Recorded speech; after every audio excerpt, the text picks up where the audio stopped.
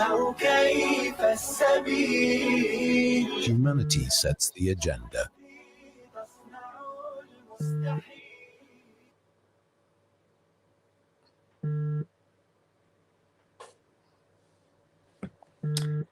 Welcome back. And as I've mentioned, Breast Cancer Awareness Month is October, from the 1st to the 31st of October. And the reason for a nationwide campaign, both by public and private healthcare structures, is to raise awareness of this disease across all races and class structures, as well as to empower and inform the public with regard to breast cancer. And I think for us, the important thing is to the early warning stages or early detection. And I think that is going to be our core focus on the discussion. So let me welcome Dr. Zeenat Jarabai. Assalamu alaikum, Zeenat, and welcome to Mid-Morning Talk. Wa alaikum salam wa rahmatullah. Thanks for having me. And then let me welcome your colleague and surgeon, Dr. Lucien van Schalkwyk. Good morning, Lucien. Peace and blessings and welcome to Mid-Morning Talk. Morning. Thank you so much for having me. Okay, so October is a busy month for you, and that's what I love to see, that today it's not just about, and I think that's what your mission is. So you're not only just doctors that treat people there or perform surgery for those that require surgery due to breast cancer, but both of you have dedicated a lot of time and effort in terms of being advocates for breast cancer. So you're putting yourself out there to educate the public. So it's not just they coming in your room and you're treating patients individually, but you've taken it upon yourself, both of you, to wear hats as advocates as well, and creating this awareness. So Dr. van Schalkwyk, why do you think it's so important that we create this awareness for breast cancer?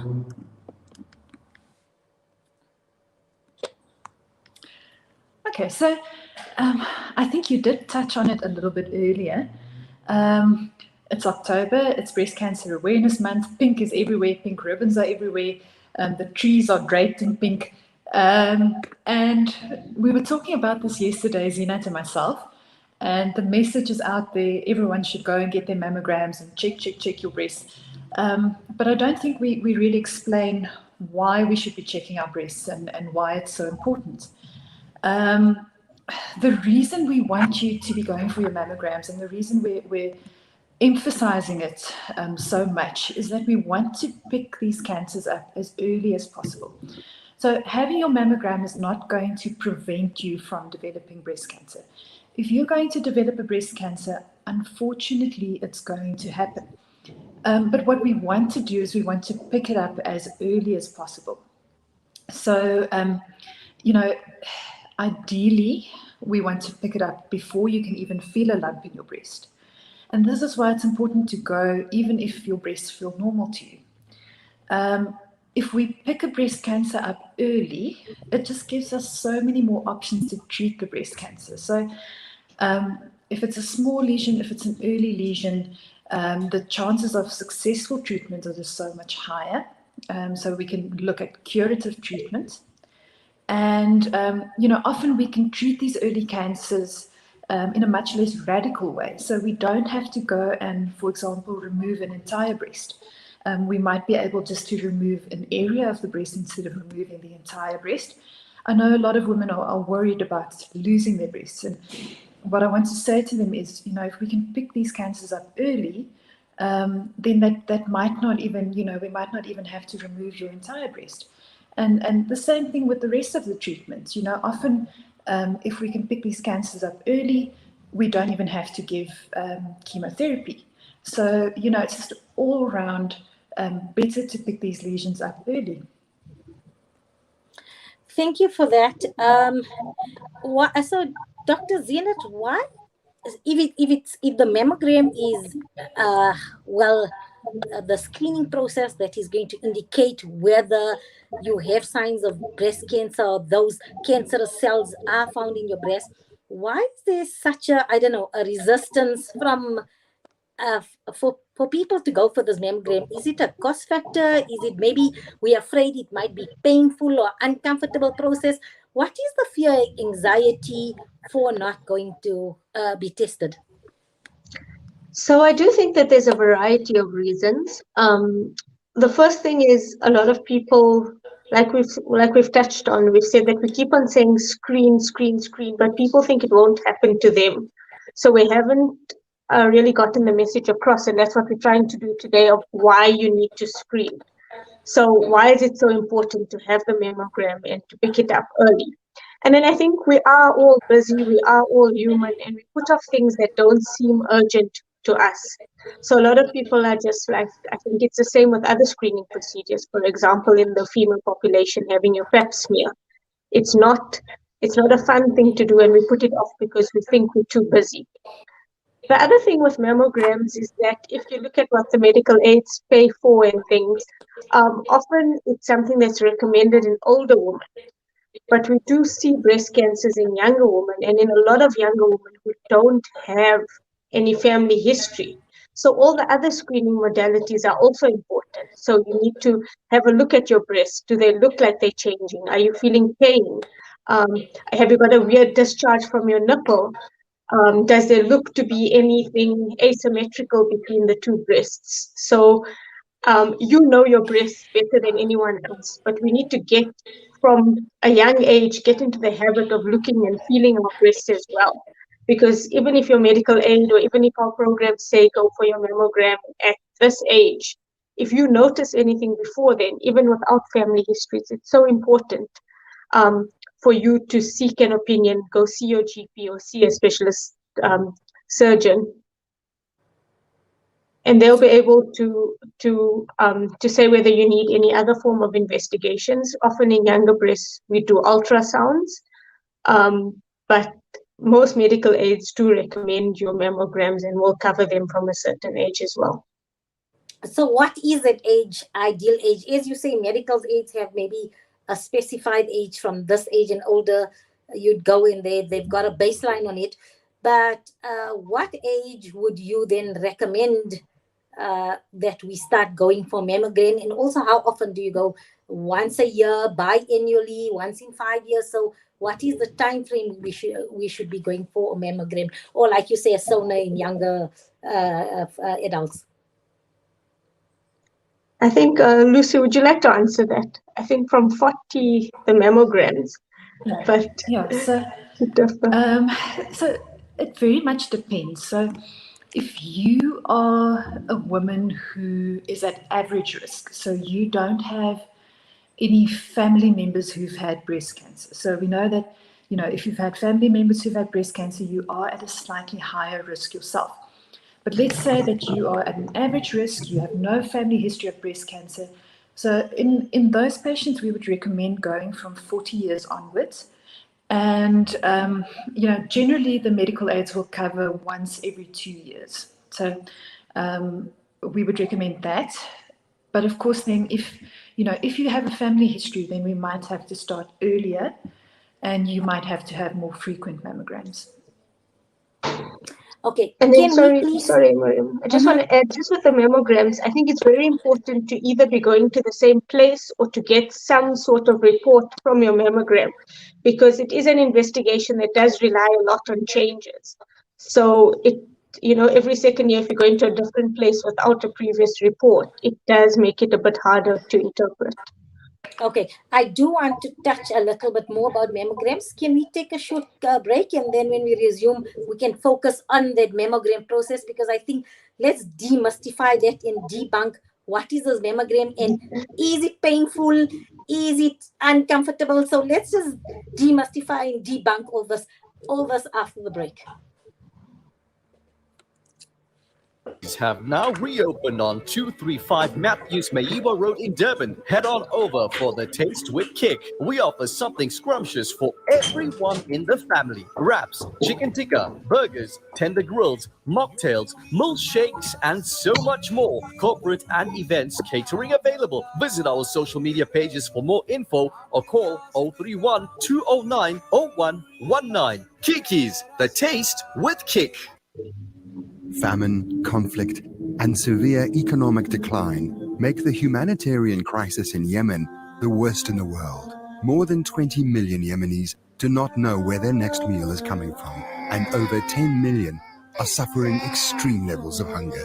With your support, the Al Imdad Foundation delivers essential food aid to starving Yemeni communities. It's a question of survival.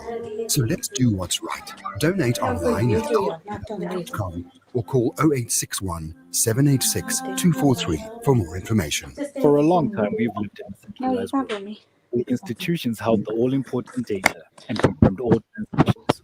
Those times are over. Welcome to Libertas Group, a blockchain development company boasting an ecosystem that continually redefines the way we do business. Our blockchain is decentralized, making it immune to hacking or alteration, putting the power back in your hands with no middleman, so you can focus on the growth of your business. Libertas, the simplest investment choice you'll make. Shimmer, sparkle, captivate. Nothing less than a masterpiece. Droplets of gold inspires precious design. Platinum bursts with intricate freshness, and every pure diamond becomes more than just a girl's best friend. Voda Gold Gem Jewelers, where timeless dreams become a reality. Come to us. We tailor-make designer gold, platinum, and diamond jewelry. Trade in or remodel your old gold. Clad yourself with classy name-branded watches. We offer insurance valuation and freezer card calculation. Visit us at 534 Ridge Road, Overport, or call 031 208 9142. Voda Gold Gem Jewelers, manufacturers of fine gold and diamond jewelry.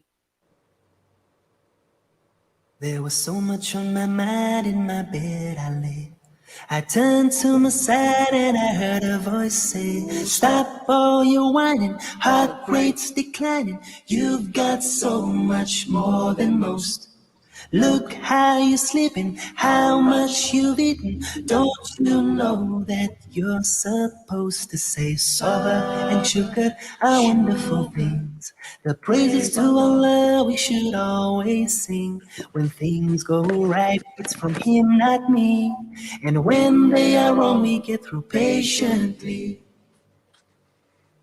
I got out of bed, began to walk. Bumped into some folks and we started to talk. Did you hear about the killing, the bloodshed, the stealing? The grass got burnt on the other side.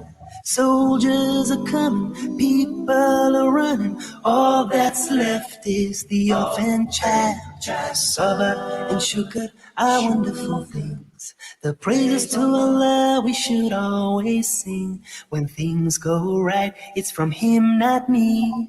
And when they are wrong, we get through patiently. I opened my eyes and began to see everything that's happening around me. What seemed half empty now seems so full. There's no use crying over what's been spilled. While babies are dying, mothers are crying, their containers have never ever been filled. In Allah, my Sabr and shukr are wonderful things. Sabr and shukr are wonderful things. Sabr and shukr are wonderful things. Sabr and shukr are wonderful things. I opened my eyes, began to see everything that's happening around me. Sabr and shukr are wonderful things. The praises to Allah we should always sing. Sabr and shukr are wonderful things. The praises to Allah we should always sing. Sabr and shukr are wonderful things. The praises to Allah we should always sing. When things go right, it's from Him, not me. And when they are wrong, we get through patiently.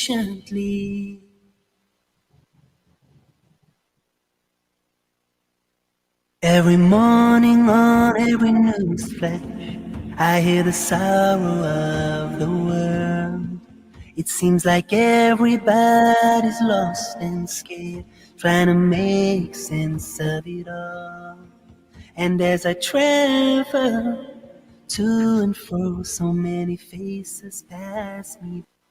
from the townships of South Africa, the refugee camps in Syria, or orphanages in Yemen, the eyes of the needy speak volumes with just one glare. We know what it's like to be at ground zero, with food essentials, clothing and blankets, fresh water portal trucks, and even on-site navigators. We use every cent to better their tomorrow. Become part of our journey to bring relief to all.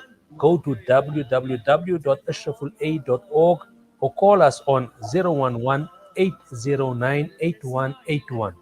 Ashraful Aid, under the auspices of Maulana Suhail Wadi.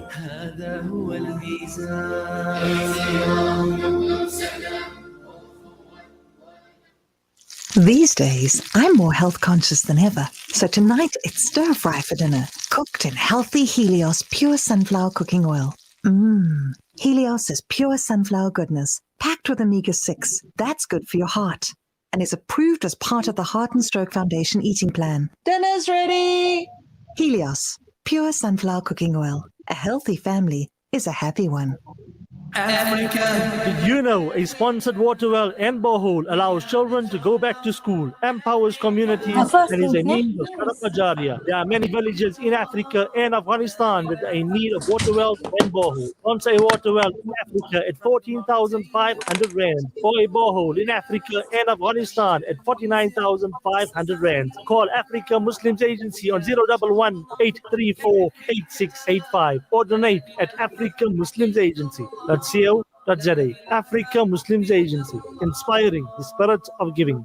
Babu, why don't you loosen your belt a bit more? But why now? Well, it's very tight, blocking air to your brain. Haju, this is only a start. I need to tighten up a bit more. Funds are tight and the cost of living is high. Funds are not tight. It's your haram insurance which is tightening our barakat. Okay, Haju. I will call my insurance friend tomorrow. Maybe I must tighten up on my cooking from now on too. No, Haju, we don't need to tighten up. It's okay. Look, I'm even throwing away my belt. Don't tighten your belt. Change your insurance. Leaving Riba Insurance is easier than you think. Call Amana IFS for all your personal and commercial takaful needs. 0861 786 393. Amana, leave Riba for good. Amana IFS is a registered financial services provider. I've been waiting. Gift of the Needy is working tirelessly to bring relief and hope to families burdened by poverty and distress. Our ongoing projects include aid to those affected and infected by COVID-19. Donate now. Standard Bank, Gift of the Needy, Zakah account 272-327-654. Visit our website on www.giftoftheneedy.com. Call 031-271-3102. Gift of the Needy, bringing ease to those in need. Breaking stereotypes, moving boundaries, joining hands. Salam Media.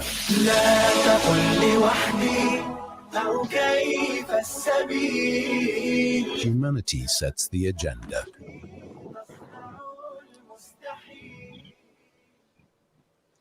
Welcome back. You tuned into Mid Morning Talk with me, your host Mariam Mia. Indeed, I'm joining you on a Thursday, a first for me.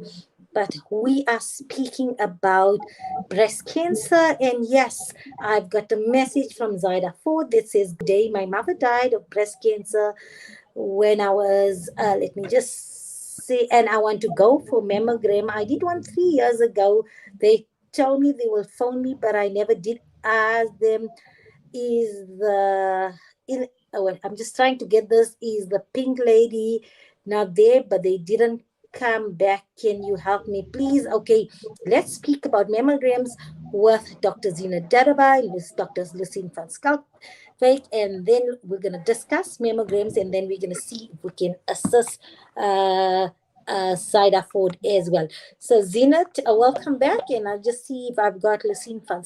Dr. Lucine, you are back as well. So let's before the break we were touching on mammograms. So can I give who can I fill that question to? Dr. Lucine, tell us about this process of mammograms. So what is the mammogram for those who have heard about it but do not understand the process of a mammogram? Okay. All right. So A mammogram is, in essence, an X-ray of your breast. So we're basically doing an X-ray, and what we're looking for is we're looking for lumps, we're looking for small calcified areas, which can be a sign of breast cancer, and we often combine that with an ultrasound, which gives us a little bit of extra information about what's going on in your breast. So for us to get a proper X-ray, to get a proper picture of what's going on in your breast, we have to get it to hold still. And we have to get it to a uniform thickness. So we know that a breast is not a flat structure. And we need to get the breast as uniform as we can in order to get a proper X-ray picture. So for that reason, what we do is we place the breast on the X-ray machine between two plates. And I think this is what is a concern for it's often a concern for women who are going for their mammogram, is the fact that we put the breast between the two plates and then we put compression on it. So just basically we squeeze the breast to try and get it as flat and as uniform as possible so that we can see what's going on inside the breast. And this is often followed up with an ultrasound because, like I said, it gives us a lot of extra information. So often things that we can't see on the mammogram, we can see on the ultrasound. So they complement each other. The mammogram itself, so we always do both sides. So you'll always have left and right. And we'll always do 2 views of the breast. So we have a look at them from the top down, and then we also have a look from the side. Oh, and that's very helpful. And Dr. Lucine, how long does this whole process of the mammogram take when it comes in terms of the whole X-ray? Yes.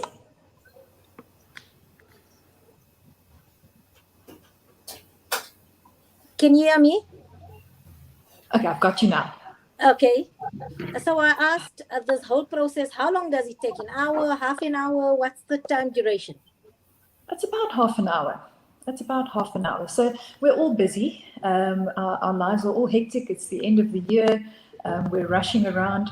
So about half an hour. You'll come in, you'll have your mammogram. You'll go straight through, usually to the ultrasound room. You'll have your ultrasound. And yeah, about half an hour. Okay, and then let me then ask Dr. Zeenat as a follow-up. Do you get your results immediately, or then a radiologist, then obviously, or I don't know who's is it a radiologist that would then study your mammogram, I mean, from those images, and then study the imaging, inspect it, and then your results? Do you get it while you wait like a normal X-ray, or then do you have to wait a while before your results become available, Dr. Darabai? So this would depend a lot on where you do your mammogram, because if you're at a center where the radiologist is there and they do a lot of these investigations and they're there on site while you're having it, you can get your results back quite quickly. And they should give you your images as you leave as well. But if you're in a center where maybe the radiologist is not there or is reporting, getting the images and reporting remotely, there may be a bit of a wait. The radiologist might have to relook at some images, but in most centers, they'll try and give you a result as quickly as possible, because they'll try and look at your mammogram images and your ultrasound images together to try and see and give you a sort of response. Sorry about that. Okay, so before we go, I've seen that I've got CJ Carrington who's joined us on the line. Karina, it's still morning. Good morning and welcome to Mid Morning Talk. Sorry, I just lost myself there for a moment. I need to ground myself back here. Thank you, Mariam. Thank you. And you are a breast cancer survivor, but yours was an ordeal because your journey took place. It was actually the mammogram, you said, and the autopsy was botched, and I think because it was botched, it then remained undetected, and what was 11 millimeters grew to so just tell us a little bit about your story. You should have warned me, first of all, that I'll be online with 2 medical doctors.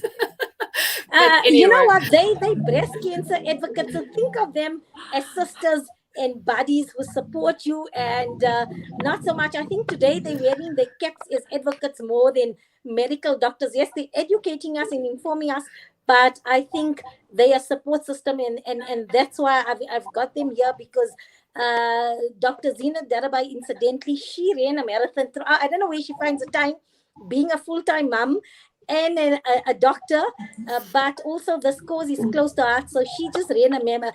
2 weeks ago now, it's about 10 days that she ran a marathon to raise funds for breast cancer awareness. And I see Kitty's also joining her there in support as well.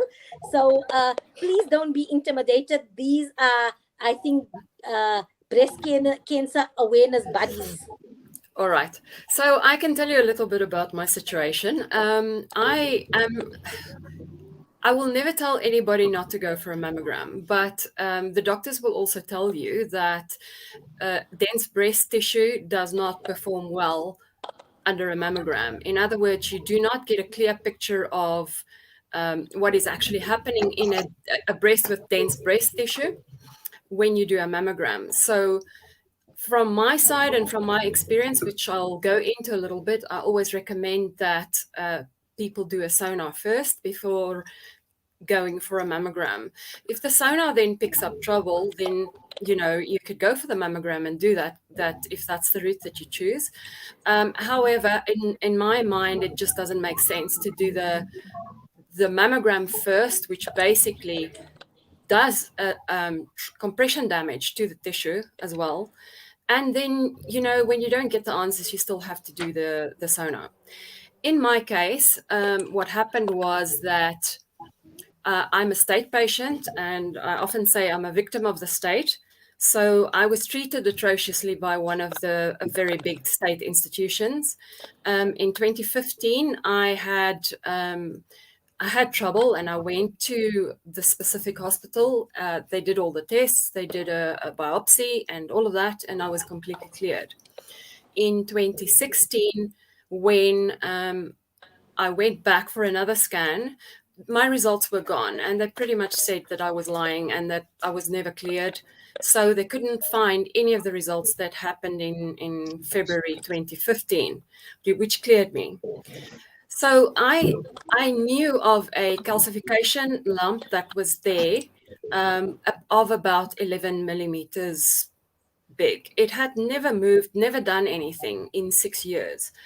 In 2016, they decided to do a biopsy. They decided to do a mammogram, but it was inconclusive. So they decided to do a mammogram-assisted biopsy, which is pretty much the most painful thing that you can experience, which means that they cut into the breast while it's being compressed in the mammogram machine. In my case, they made 9 incisions and removed 12 cubic centimeters of flesh from my breast. And I looked like I had been hit by a truck. Now, at that stage, and this was 2 months before my actual surgery, the lump was 11 millimeters big. And it had, like I said, it hadn't moved for 6 years.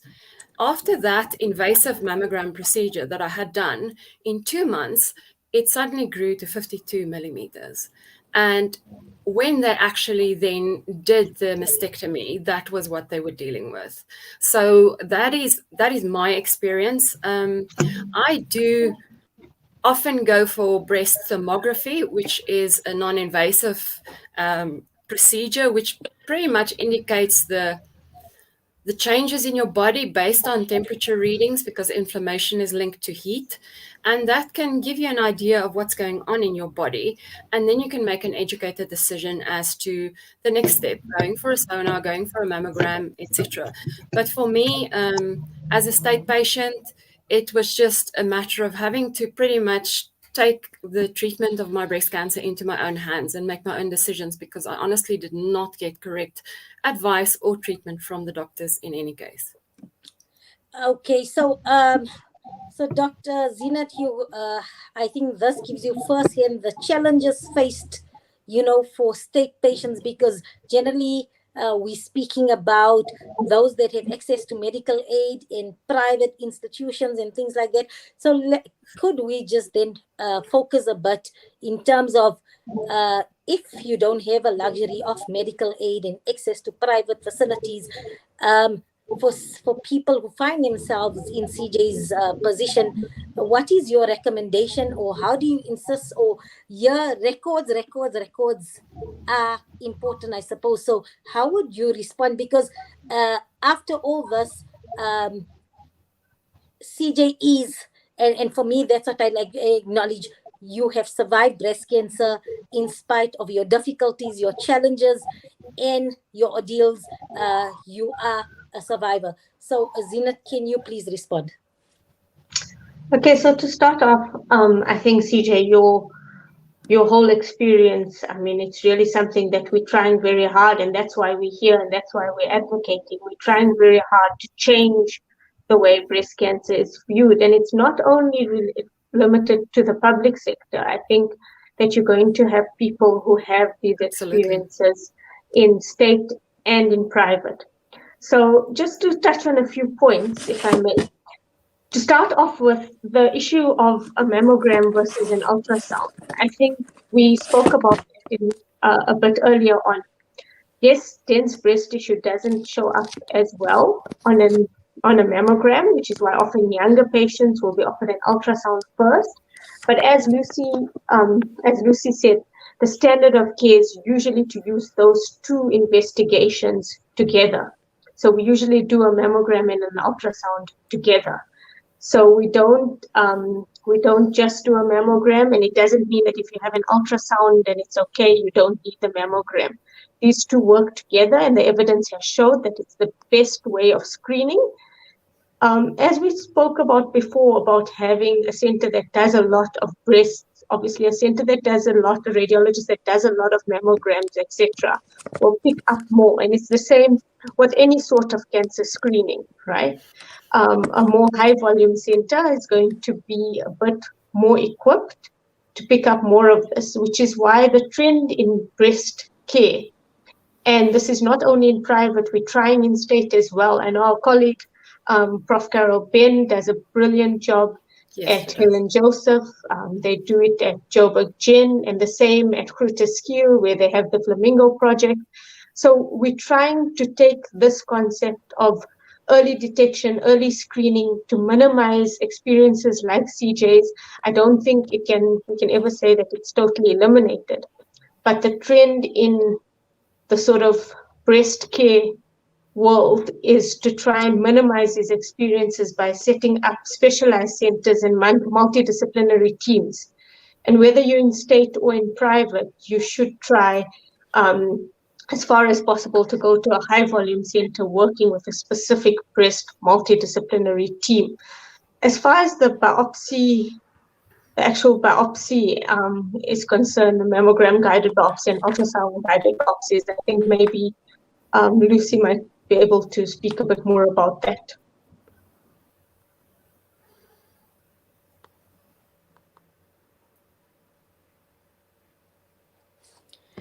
Can you hear me? Okay, I know she was having... Sorry, can I just mention that Joburg Gen is the hospital that I went to, so that is. No, I mean, we're definitely trying over the past few years, and like I said, I'm not minimizing your experience at all. It's horrible, and I mean, unfortunately, it happens, but we are working hard across both state and private to offer a different experience to breast patients.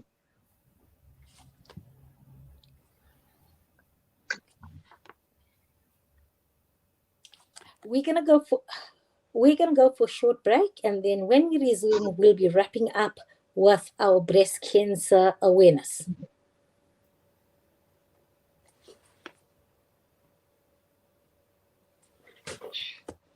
Salilo, can you hear me?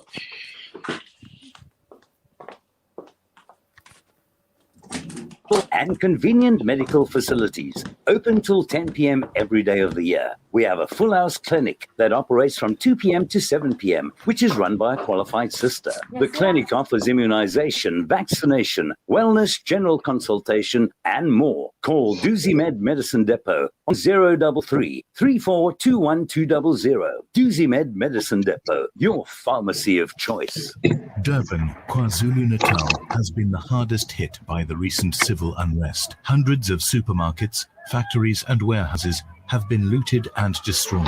Thousands have lost their jobs and are in need of food and household supplies. Penny Appeal South Africa is currently on the ground working with communities to provide essential items to those severely affected. Donate toward the Penny Appeal Hardship Fund today and assist us in caring for families for a 3-month period with essentials and assistance to small businesses affected by the devastating effects of the unrest. Help us help our city. www.pennyappeal.org.za or call 031 11 00573. Penny Appeal. Small change, big difference. What makes Randery Jewelers the optimum place for your memorable gift? Is it our range of exclusive, high-end, luxurious jewellery? Or is it our master craftsmanship of all your bespoke jewellery needs? We believe it's because at Randery Jewelers, we know just how to make your special moments last forever. Whether it's for a wedding, anniversary, or just a simple gift to show your love, trust Randery Jewelers to make it special. www.randeryjewelers.com. Make your moments last forever with Randery Jewelers, the family name you can trust. Osman's Taj Mahal Spice and Rice. For over 80 years, Osman's Taj Mahal have been perfecting the art of the perfect blend of spices, pure, aromatic, and well-seasoned. Spices to tantalize your taste buds. From creative cuisines to gastronomical gourmet goodies, from exotic odors to traditional dishes, Osman's Taj Mahal remains synonymous with quality spices and condiments. Taj Mahal rice, beans, and lentils. Try our range of chili bite mixes, rose and ilachi syrup, our quick and easy biryani pack, and our traditional range of spice blends. Osman's Taj Mahal. There is no substitute. Thank you so much. You say you're a lifesaver. Africa Muslims Agency teams are on the ground in Afghanistan. Millions of people go daily without food. You can heal Afghanistan. Sponsor towards feeding a family at 1,500 in a month or any amount. So much. Visit africamuslimsagency.co.za or call 011 834 8685. Africa Muslims Agency, inspiring the spirit of giving. Listen to something fresh. Listen to Salam Media.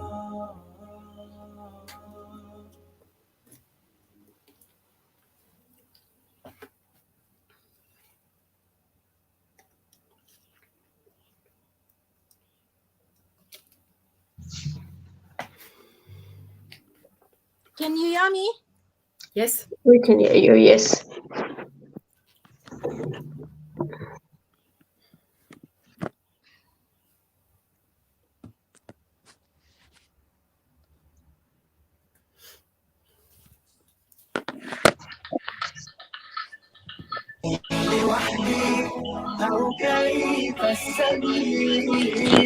Humanity sets the agenda.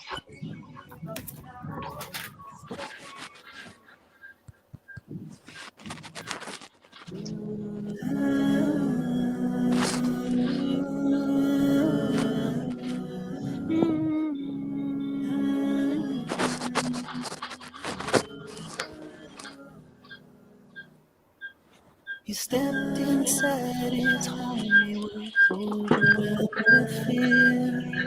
An angel came with words from God, things were still unclear. Saying, read, read, but he could not read. Amazing words that he heard. A trembling deep inside his heart, confused by what had occurred.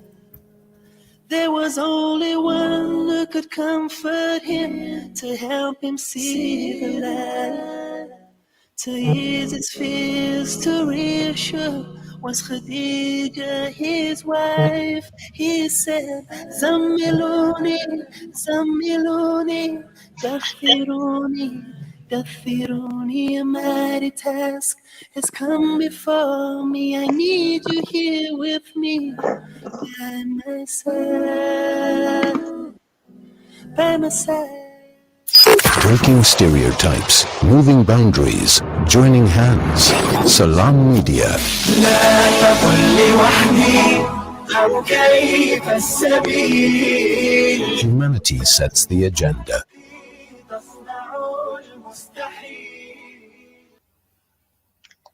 Welcome back. You tuned into Mid Morning Talk this Thursday, and we've just gone on to almost afternoon, 5 minutes left to afternoon, and we speaking breast cancer awareness. And I just want to check if we still, because we are doing, we're all remote, and I've got my controllers there at the studios. So let me just check if I still have CJ Carrington with me, and if I still have, okay, thank you. And if I've got Dr. Zinat, are you still with me? I'm still with you. So sorry, Okay, Lucy is having Wi-Fi issues. There's load shedding, so she was so am on. I. Well, and I don't know, for some generator. reason, for today, normally the Wi-Fi is excellent here. I kept on losing sound, so had a bit of an issue there as well. Yes. So what I just like to do is we'd like to wrap up. So Zina, just closing advice for us regarding wearing your hat as an advocate in terms of breast cancer awareness. I know it's all very well and good to wear the pink ribbon and to give the support there, but there's a lot more that we can do for ourselves when it comes to breast cancer awareness. I'm just going to touch on a few things. So we've spoken about the mammogram and the ultrasound. Like we said, just the mammogram guided biopsy and ultrasound guided biopsy. These have become the standard of care in diagnosing breast cancers. And the reason that this is so is because it's less invasive, or should be less invasive, than having a core biopsy or an excision biopsy of every breast. So that means taking someone to theater and cutting out a chunk. So again, without minimizing CJ's experience at all, this should not be the standard of, it should not be the type of experience you have. So in a center that does a lot of these with a trained radiologist, you should always communicate to the radiologist if you're feeling excessive pain, because the reason we do this is because it's less invasive and less painful as than doing an excision biopsy in theater for all these patients. So the standard of care and the message for breast is still, the reason we're wearing pink and putting on our ribbons, and that is that we want to diagnose it early.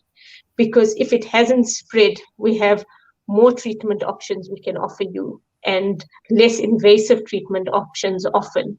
So do get your mammograms done, do check your breasts, do get ultrasound done as far as possible. Try and do it in a high volume center.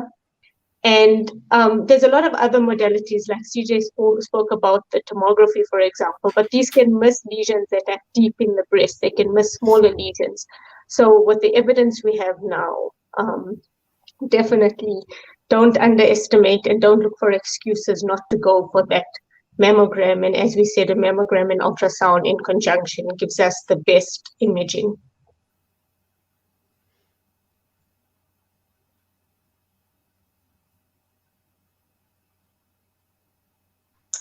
Let me just put on my microphone. So I'm going to confess here on air that I have not been for mammogram. I am, without giving my exact age away, I am over the age of 40. So what I'm going to do is I think I need to put my words into action. I've created this platform. Now I need to walk my talk and go for the journey. And I'm going to, upon your recommendation, go to a center, as you say, high volume center. And I'm going to go ahead and I'm going to go for my mammogram, and I think I will come back and report back on the experience.